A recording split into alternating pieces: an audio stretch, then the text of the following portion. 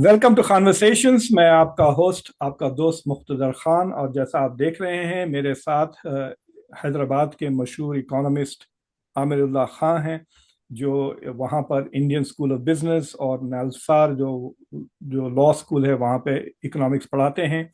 He has a PhD in economics, और private sector public sector दोनों में he has work.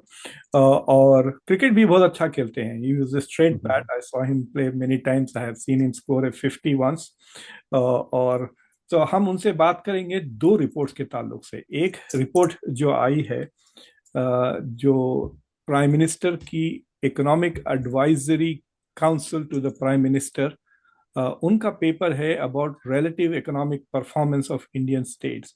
तो basically वो 1960-61 से लेकर अब तक जो रिलेटिव परफॉर्मेंस है स्टेट्स का, यानी एवरी स्टेट्स का, दो क्राइटेरिया पे उन्होंने मेजर किया है कि उनकी जीडीपी कैसा कंपेयर करती है टू द नेशनल एवरेज, और नेशनल जीडीपी के लिए वो कितना कंट्रीब्यूट करते हैं। बेसिकली रिलेटिव तरक्की के बारे में वो बात करते हैं। और दूसरा जो रिपोर्ट आई है, इसी हफ्ते आई है, it is called the annual report on labour force participation. Basically, Yeah. it is about employment, right? So, Amirullah Khan, welcome to Conversations. Thank you so much, Muqtedar. Everybody, Adab, and nice to be here. I've been here a while ago, but good to Yes. talk about what's going on right now.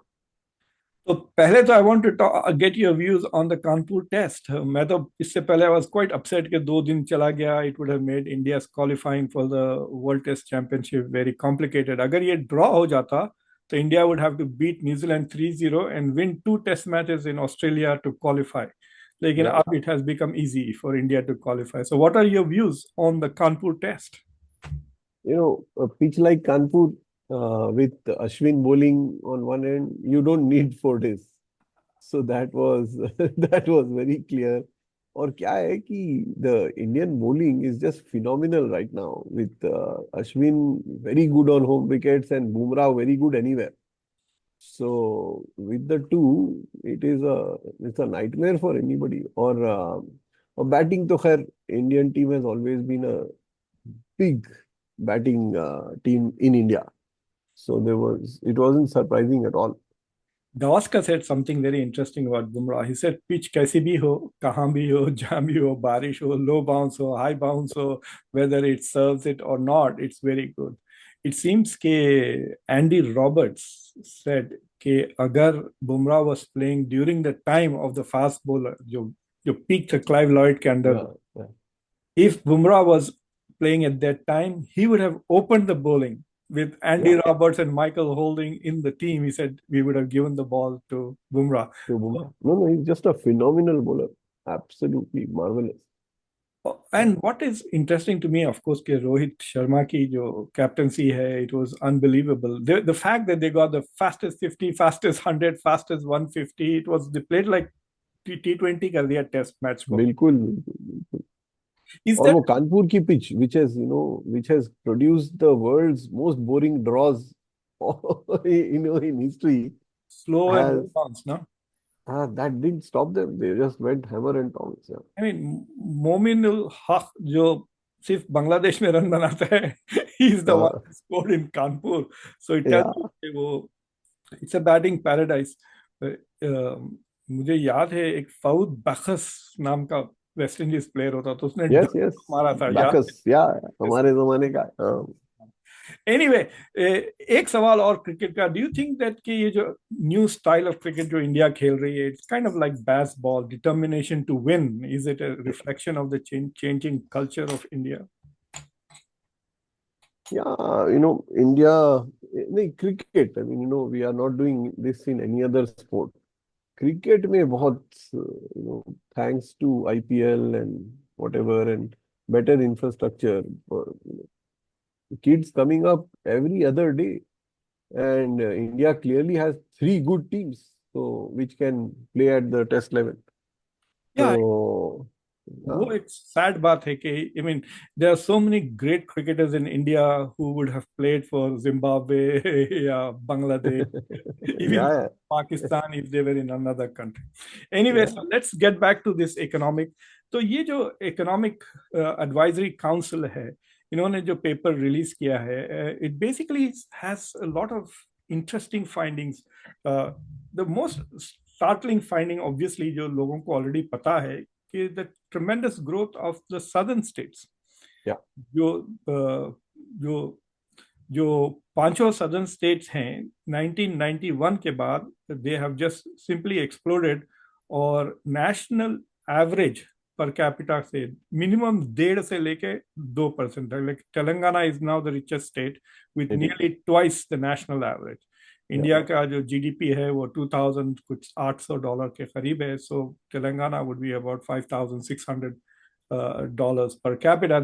That puts it into a different World Bank की different category में आ जाता है वो. हाँ, middle income and growing. Yeah. Yeah. So the second thing is के uh, and the worst is मतलब Kerala is also pretty good at 1.5% of the GDP. Like why is the south different from the north?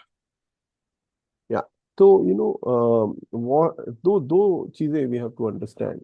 One is that these states, Kerala, Karnataka, Tamil Nadu, Andhra Pradesh, we combine Andhra Pradesh. These were among the poorest states in 1991. It is the last 30 years that they have really exploded, Telangana particularly in the last 10 years. So, isme, as I said, there are two things. One is the shift from a agrarian economy to a service sector economy, to a knowledge economy. And these states obviously were better off because they had higher rates of literacy. Nothing else. I mean, that's all that matters. The other thing is that is urban growth. You see, what is important to understand is that India still is a very rural country. हमारे पास the latest census we have, the latest data, unfortunately, that we have is 2011. The government refuses to do a new census for God knows what reason. And if you look at 2011, we are 70% rural.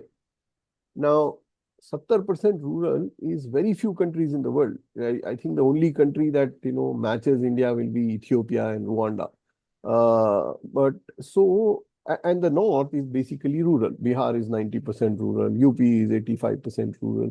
Whereas the southern states are about 50% urban and rural. So the important thing which one often ignores is the growth of the cities. When you look at Indian cities, if you ask the world about Indian cities after Delhi and Bombay, what? They will name Bangalore and Hyderabad and Madras and now Trivandrum. You'll see that the growth of urban India is entirely South Indian. You can't name a single city in the northeast. Even in the east, and take a country like Bihar, right? A country like Bihar, 110 million people. How many cities can you think of? You who claim. I can Can you only think? think of gangs of Mirzapur, gangs of Correct, Wazirpur, correct. Badlapur. Patna के अलावा कौन बताएगा कि बिहार में दूसरा शहर भी है? 110 मिलियन लोग हैं. UP 200 million people. Right? What cities does UP have? So modern growth is really urban growth, is urbanization, and that the North missed. The only exception to this rule was Gujarat, where again you don't have too much big urban growth, but you have a lot of small cities that grew very fast. And that's why Gujarat is the only non-southern state that does well. I did not want to go to the other report until we finished discussing this, but the fact broad urbanization raises this issue. जो labor force participation rate है, उसके मुताबिक employment is improving in the rural area and declining in the urban area. Like यानी शहर से लोग गांव जा रहे हैं jobs ढूंढने के लिए, and this discussion के 60 million people are now, additional 60 million people are now working in move to villages. Villages and agriculture में काम कर रहे हैं ना. It's like a reverse development हो रहा है. Is that going to change? नहीं, development नहीं हो रहा है, इसी मजबूरी है. हुआ क्या? कि ये जो ट्रिगर है वो 2020 का 19-20 का ट्रिगर है। Yeah. 2019-20 तक the migration was broadly rural urban or rural to peri-urban. But when you saw the reverse migration, that was really COVID led. COVID may, COVID did not lead to reverse migration in other parts of the world. Why did it lead to such a harsh number going back to villages in India? And that was because India implemented what was easily the harshest lockdown in the world. Or बगैर sir पैर का, there was no legitimacy to that lockdown. One day the whole country shut down.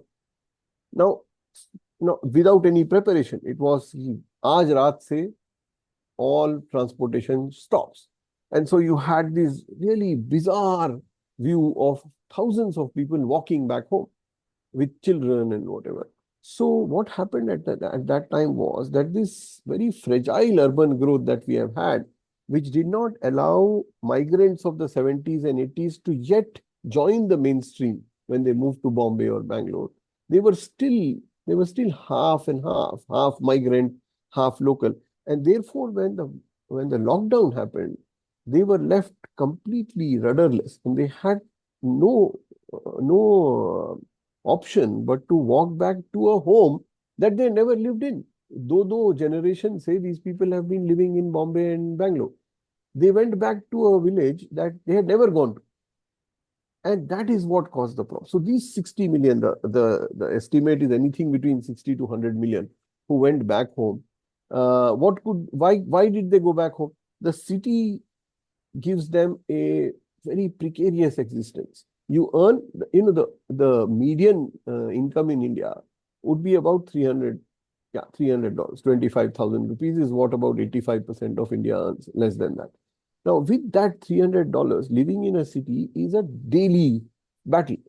If you do not earn today's bread, you starve. So the only option was to go back home where maybe there was some family, maybe there was some little plot of land.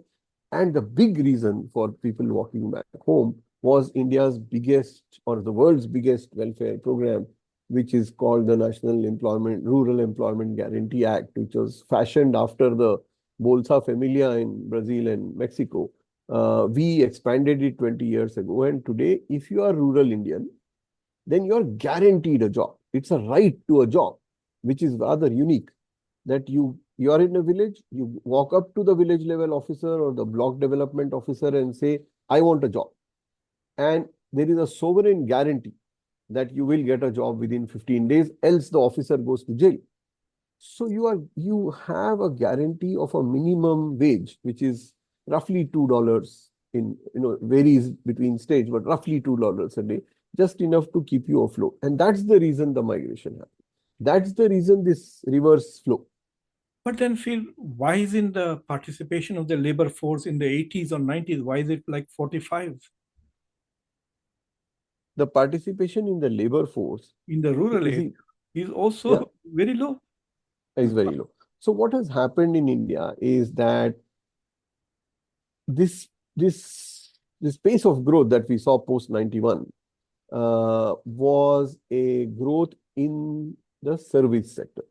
The service sector does not have a very high employment multiplier. It does not. You can invest $1 billion and have 4 people working in a software firm, or 10 people working in a knowledge firm. Unlike a hotel, or unlike something like a healthcare segment, where you have a large employment multiplier. So therefore, the workforce participation never went up formally. What India did was that we encouraged a very large informal sector. So roughly 90% of India's workforce works in the informal sector.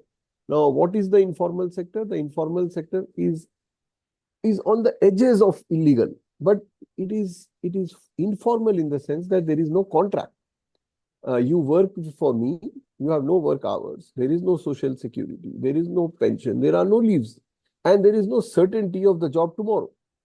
So workforce participation is very high in the informal sector. And within the informal sector, in the self-employed sector. You see, the worst form of employment, despite whatever you hear about entrepreneurship being the big thing, is self-employment. Self-employment is when you're miserable, when you open a little shop on the roadside, which is clearly illegal, where you have encroached upon a footpath and earn barely $1 a day.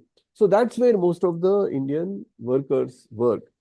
What happened in 2017 were two big events. One was again a very poorly thought out, very whimsical demonetization. It basically meant that legal currency in India went illegal overnight. And the second was a very hurried attempt at introducing what was actually a good act or good tax reform, the GST. But it was done so hurriedly that it killed a large part of our small and medium manufacturing sector, which is the sector that exports and which is the sector that employs people. That's why you will find that post 2017, our labor force participation has gone down and our exports have gone down. You see, despite the rupee being at its weakest, at 84, the rupee is at its weakest ever, the exports are down. And that's because the small scale sector never could recover from that double whammy. About talking about the rupee, 2019 में rupee to dollar was 69. Now it is about 84. But मजे की बात यह है कि अगर dollar 69 होता तो India would have been like a $5 trillion economy by now. क्योंकि डॉलर की कीमत बढ़ गई है, India economy in rupees is shrinking in dollars ना, तो कि वो मुश्किल से 4 ट्रिलियन हो रही है, मुश्किल से 4 trillion. So coming back to this states, मैं देख रहा था कि there are some states which have exponentially improved beside the south. North में जैसा कि Haryana has gone up, Punjab has gone down significantly, or Gujarat has done well. Maharashtra is more or less the same. It is not like it is. जहाँ का वहीं है basically. Bengal सड़ गया है पूरी तरह से. Like can we talk about these 3 states at least? Haryana, मतलब एक stable है, Haryana the growth हो गया, and then Bengal, why it is down? Absolutely, the answer is very simple, and it just goes back to what I started off with. Look at, if you want to understand growth in India, look at urban growth. Why is Haryana growing? Haryana grows because of one city. And that one city is called Gurgaon, where all the Fortune 500 firms are. Why does Gurgaon go? Proximity to Delhi. And a very reformist Haryana government, which about 20 years ago, liberalized a lot of its labor law and allowed for very large infrastructure to come in. I mean, it had its negative externalities, badly planned growth, a very, decaying city, all of that. But Gurgaon leveraged its proximity to Delhi very well. You had, Maruti coming up there, the big manufacturing sector. After which you had GE come up there, the big BPO. And what Haryana did was very quickly it amended its various laws governing labor, the shops and establishment, the factories act. For example, there's a very interesting thing that happened that when the BPO industry came, then you needed workers to work at night. But the law forbade that, especially forbade women working at night. Right? And that's what happened in UP and Rajasthan and MP. Haryana realized it and immediately changed the law that yes, women can work in the evening, and therefore all BPOs came to Gurgaon and did not go to Noida, which was closer to Delhi than Gurgaon was and much better developed.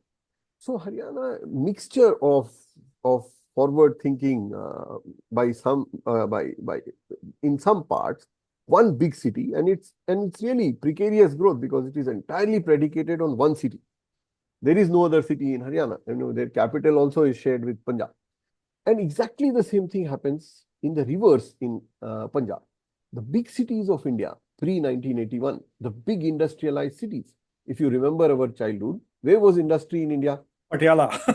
Patiala, exactly. Yeah. Patiala, Ludhiana, the world's largest cycle manufacturer.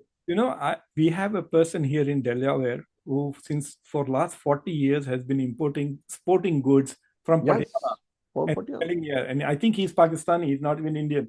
So Patiala se wo gloves, batting gloves, वगैरह सारे वहीं से आते थे ना? Because their competition is Lahore. The two big centers of sports goods are Punjab, and both the Punjabs were big exporters of sporting goods and medical equipment. It's very interesting. If you study the growth of medical, Pakistan's mainstay has been medical equipment export. So was Punjab's. Punjab's decay started when Ludhiana and Amritsar and Patiala all became shrunk to smaller cities, whereas cities in Gujarat grew. Why Take did Gujarat. Migration के लिए Canada की वजह से? So, you see, firstly, the big blow to Punjab was the international issues with textile trade. अच्छा. See, textile trade was governed by what is known as the multi-fiber agreement before the WTO. Under the multi-fiber agreement, we in India had a particular comparative advantage over other countries, and therefore, when all of you would visit the West 50 years ago, you very likely found Indian apparel and Indian cloth and Indian textile.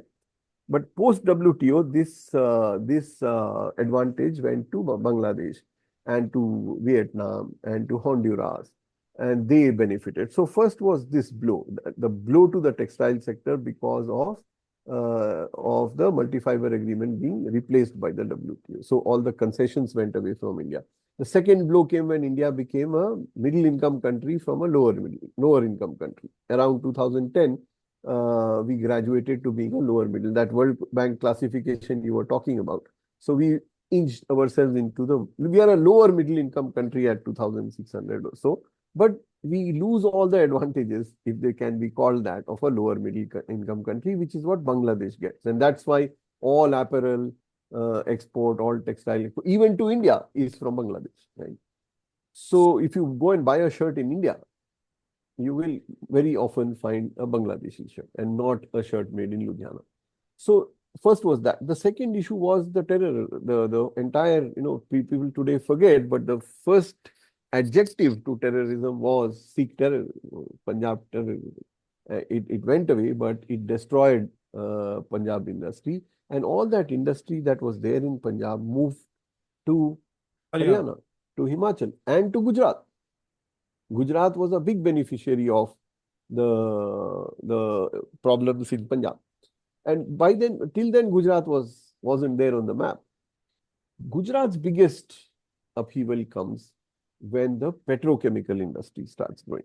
And after the Suez crisis, the petrochemical industry, the petroleum refining industry, started looking for diversification and moving away from where the oil refineries were, because where the oil deposits were. So wherever oil deposits are, you will find that conditions, political conditions are dicey, and therefore it is unreliable, and therefore you want to move that away from Nigeria, from Saudi Arabia, from Venezuela.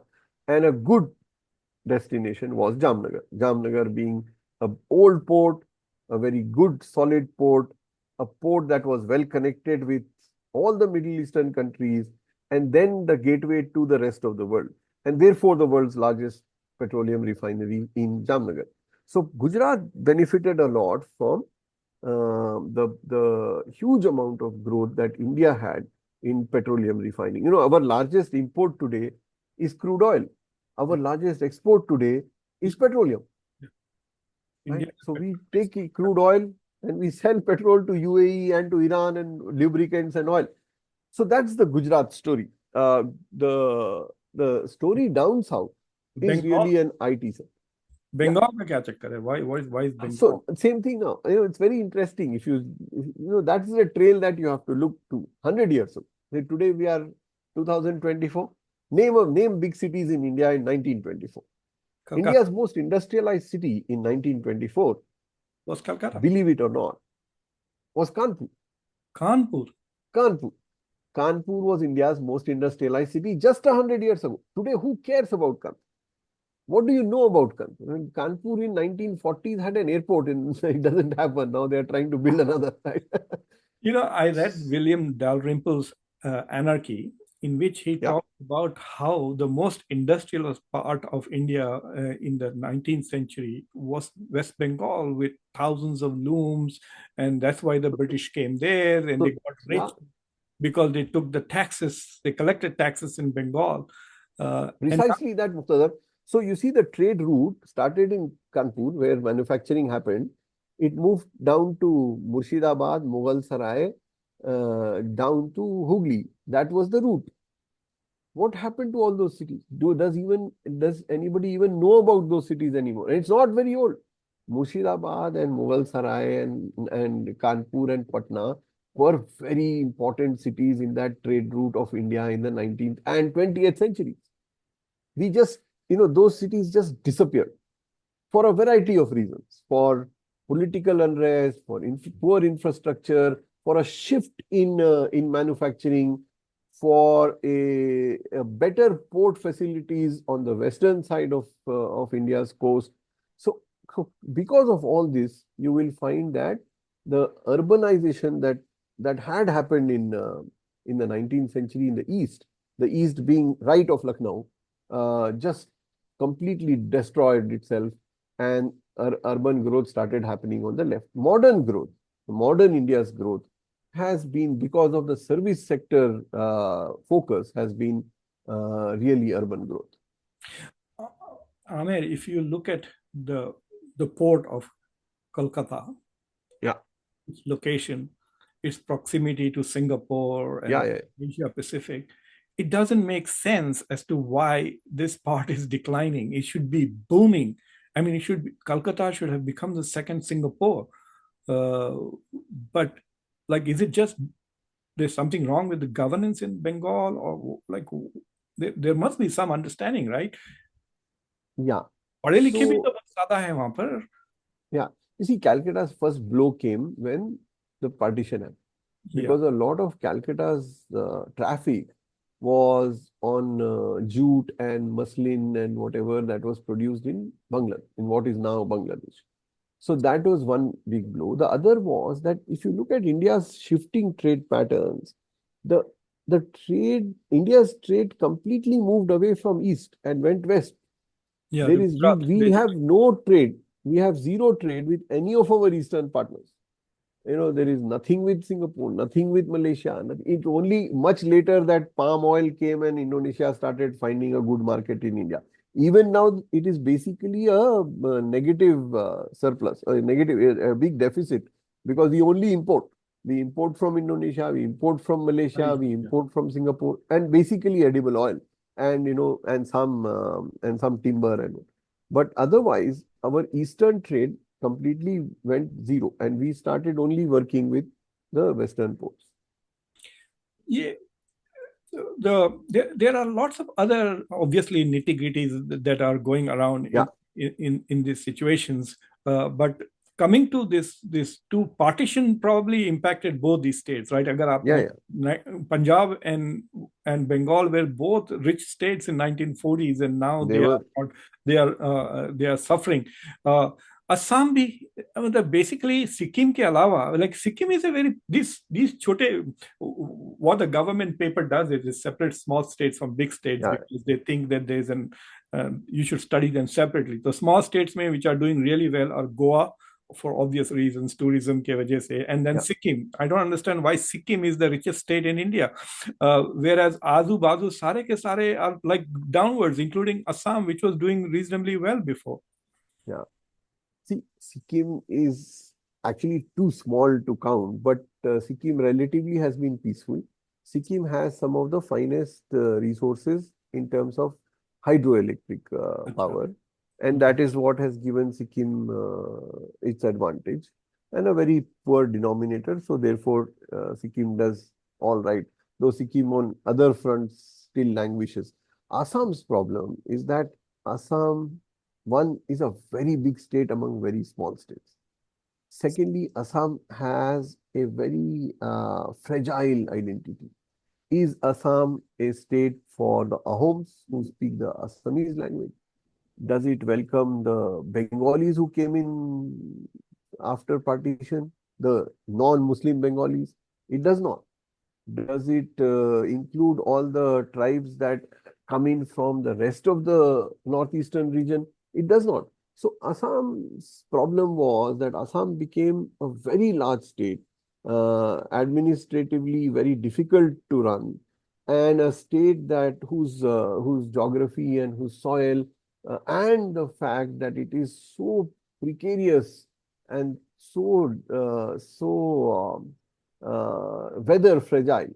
Every year some floods. The Brahmaputra comes in and just ravages the entire state, and so there is no stability that one has seen in Assam in the last 100 years. Um, till this issue is sorted out, till there is some infrastructure. Look at that bigger state, and the only city they have is a very small apology of a city like Guwahati, which again did not have an airport. It was so difficult to get to Northeast even 20 years ago. India, I think India is a इतना बड़ा country है. It is like an anomaly when it comes to all developmental conventions, right? So, for example, So rightly said. Yeah. skip manufacturing, state service, Yeah. rural to service industry हो गई. अब फिर वापस service to rural is one Yeah. problem. Yeah. The other thing is कि अब ये they are thinking of manufacturing. It's not going to be easy to come back to manufacturing. I started looking at some of the challenges, and so ये जो middle income trap वाली बात है, अभी तो middle income को पहुंचा ही नहीं. India has not reached that. Yeah. We are already talking about a middle income trap. Yeah. India might discover something like a lower middle income trap if Yeah. they're not very careful about it. So I want to move a little to the labor force participation. Right. उससे there is one very positive news in the report, and I was quite surprised, and happily so. But what it does say is that India has a chronic problem of unemployment now. Yeah. In fact, जो traditional wisdom, सी मैं वही कह रहा हूँ, हर traditional wisdom को append कर रहा है. यानी पढ़ोगे लिखोगे तो बनोगे नवाब नहीं. अब now it seems that the educated ones are having trouble getting a job as compared to the uneducated ones. So compared to those जो खेलोगे कूदोगे, exactly. खेलोगे कूदोगे are doing very well. Yeah, especially in IPL, etc. Right. But I want to show you, if I can, 1 second. I want to show you this chart that I found fascinating about. एक minute में जरा ये share करना, हमेशा मैं पता नहीं भूल क्यों जाता हूँ. ऑन हियर नीचे एक छोटी सी वो ग्रीन रहती है वो. So yeah. Are you able to see? तो ये जो लेबर फोर्स का जो rural and urban, if you look at it, so labor force participation, there's more employment obviously in the rural area than the urban area, but urban female is like being a woman in a city in India seems to be a huge problem, even though पिछले 1 घंटे से आप हमको कह रहे हो कि भाई the story of India's development is urbanization. But if you're a woman, this is not a good story. 22% labor force participation in urban. गांव में at least 35% है. And this is after huge improvement. Like it had gone down to something like 12%, right? I mean, I don't know. And these are, you see, more educated than before, right? Yeah. I want to underline that I am saying that development in the modern world is about urbanization. The lack of development in India is because of the lack of urbanization. That's the point I want to make. And where it urbanizes, it grows. But the anomaly in this urbanization is that our urban centers, our cities, you see, cities are meant to be paved with gold, isn't it? Remember that old saying, what was that fellow named Dick Whittington went to London and found them paved with gold. But our cities are full of squalor. You don't migrate from a little jhuggi, as we call it in Jharkhand, and live in a 2-bedroom flat in Bombay. You migrate from a little hut and live in a gutter pipe. And the problem in urban India is that urban India is very gender unfriendly. It is very difficult for women to go out and work in urban India. And that is why you will find that female workforce participation is horrendously low. It is the lowest in the world right now. And it is falling. And the tragedy is that it is falling despite an improvement in female education. Especially the last 10 years. I went to Aurangabad and I walked a little bit. हमको park करके मिठाई खरीदनी थी. तो we ended up walking about a little bit to the mithai ki dukaan. But what I noticed was a lot of hijabis and burqas on scooters. Yeah. I was quite happy to see that Muslim women, they are out on the road, motorcycle chala rahe hain, scooters chala rahe hain, and not just two wheeler, motorcycle proper, gear Yeah. wali kick maar ke. So, and they are, so obviously they are wearing pants, they can't be wearing, they have to spread their legs and put it across, right? So you see a lot of women out in the cities on motorcycles, driving cars, etc. But still, why? I mean, I saw only a few cities. Thoda I Delhi know. That's dekha. a very small sample, brother. And the numbers, I mean, because it is striking to see women riding a motorcycle. If you see 10 of them, you feel very happy. But they are, 12% of the total. So it's a very sad story. Female participation, female workforce participation, one would think that female workforce participation is very high in these women-friendly sectors. Like one would assume that women are employed in schools, women are employed in hospitals, that women are employed in advertising agencies, in banks. The answer is no. Where do we find women working in India? You find them in the two most difficult sectors, agriculture and construction. A bulk of this female workforce participation that you see in rural India is women slaving away in the fields because men won't go and work there. They work at half the wage. Even now, in most of the sectors, women get half of what men get. So, workforce participation is really about women withdrawing from the workforce in large numbers, men withdrawing from the workforce in large numbers and shifting to self-employment. Self-employment, as I told you, very precarious, very high risk with no capital and no technology. And the big point that is important for us to note, especially in the context of what you said about manufacturing. You see, why doesn't manufacturing come to India? The world's largest market.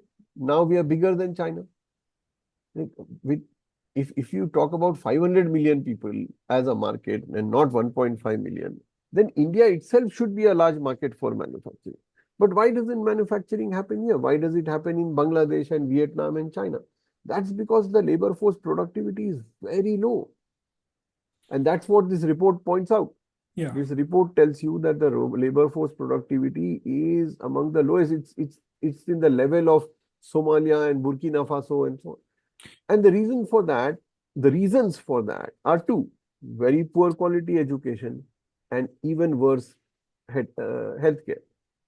I mean, there are तीन problems तो हैं. एक के self employment, दूसरा ये movement towards rural women's underemployment, and then there is also something that I don't want to touch today, which is underemployment. That's a separate story. Side issue. We'll talk about that later.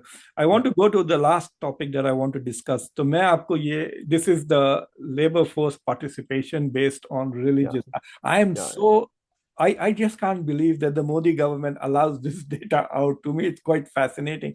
कि ये कब बंद होगा is another question. But there is good news, and that is to me very surprising. तो ये जो columns हैं, focus on the last column, last 10th column.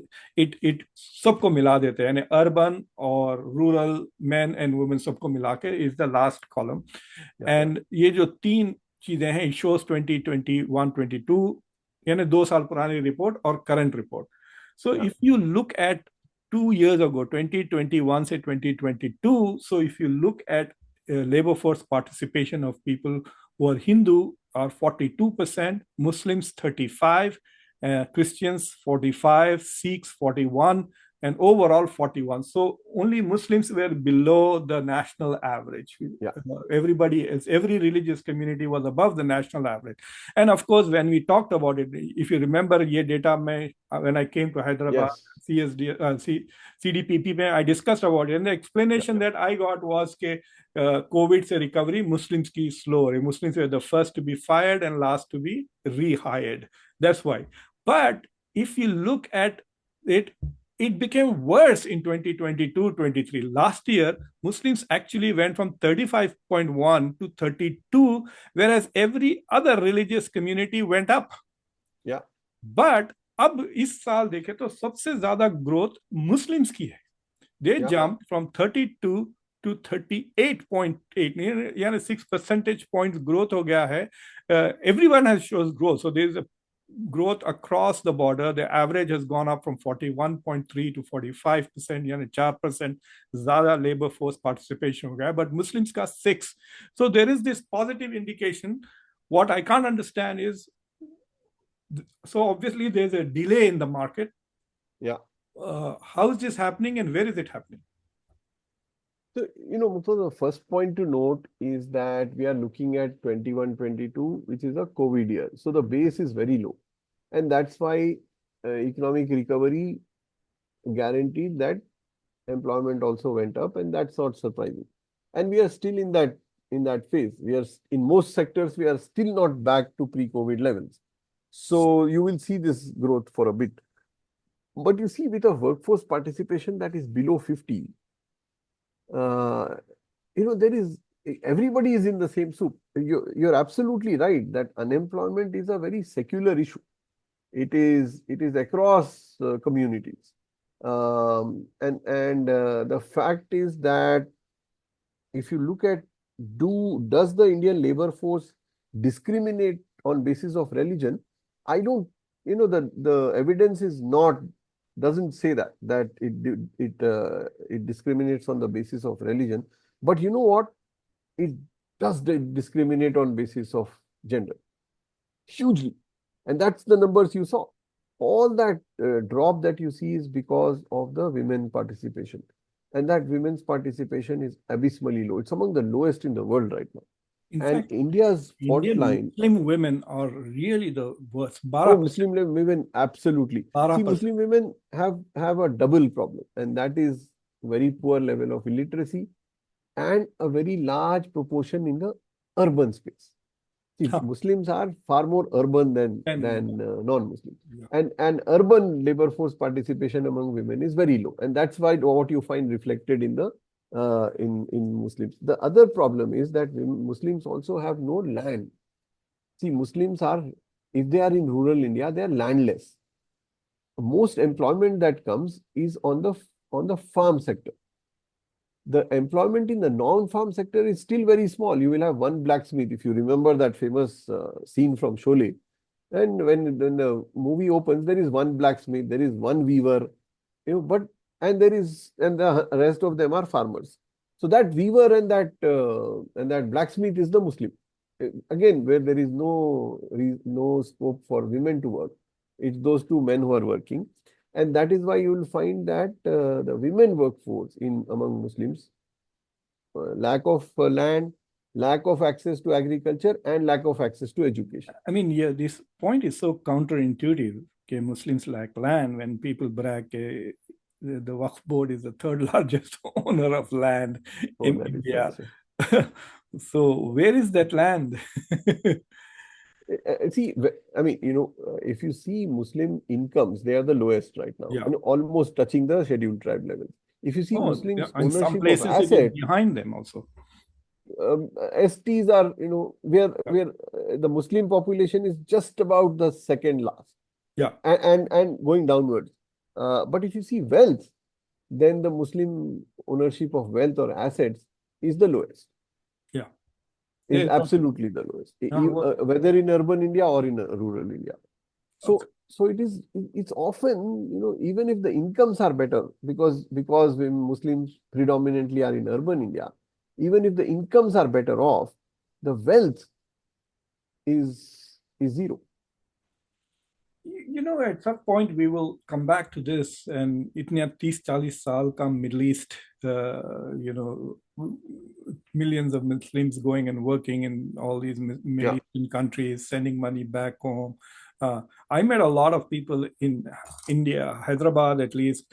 The only Muslims who seem to be doing well are people who either had land or already had a house, and which they then transformed Yeah, into yeah, apartments. yeah. But real estate के अलावा और कुछ ज़्यादा growth नहीं. So Ahmed, thank you very much Yeah, for. but Muqtadar, just a little footnote on that. We see the Middle East, but what is the Middle East impact? See, the Middle East diaspora must be what? About 11 million, right? 11 million people, जिसमें से even if 7 million are Muslim, 7 million for 200 million, it's too small. So that's why you won't see that impact. Yeah, and I think that relatively it has gone down, right? At least 15-20 साल पहले there was like they used to earn many times more, and now that probably has declined. That also. Yeah. But it's also a very small number. Yeah. Small number. Anyway, Amirullah Khan, thank you very much for joining us on Khanversations, discussing these two very interesting discussions about the relative growth of states in India. And also, though there are some problems sides we have identified, one is essentially the gender bias in the in India's development model. And it is very, very surprising. अब क्या 2 chief ministers हो गई हैं, women chief ministers, which is also quite surprising, Delhi and Bengal. But otherwise, we will see what happens. There's so much talk about women in leadership positions in India, but the labor force part. और मुझे जो सबसे ज़्यादा shock लगता है कि compared to 1947, when it was nearly 40+% labor force में थी औरतें, now they are way more educated, way more enlightened, and they are staying at home. So anyway, thank you very much. और जो लोग Khanversations regularly देखते हैं, please subscribe करें channel को, वीडियो को लाइक करें, बेल आइकॉन जरूर दबाएं और इस वीडियो को सबके साथ जरूर शेयर करें. Amirullah Khan, once again, thank you very much. Thank you. Thank you.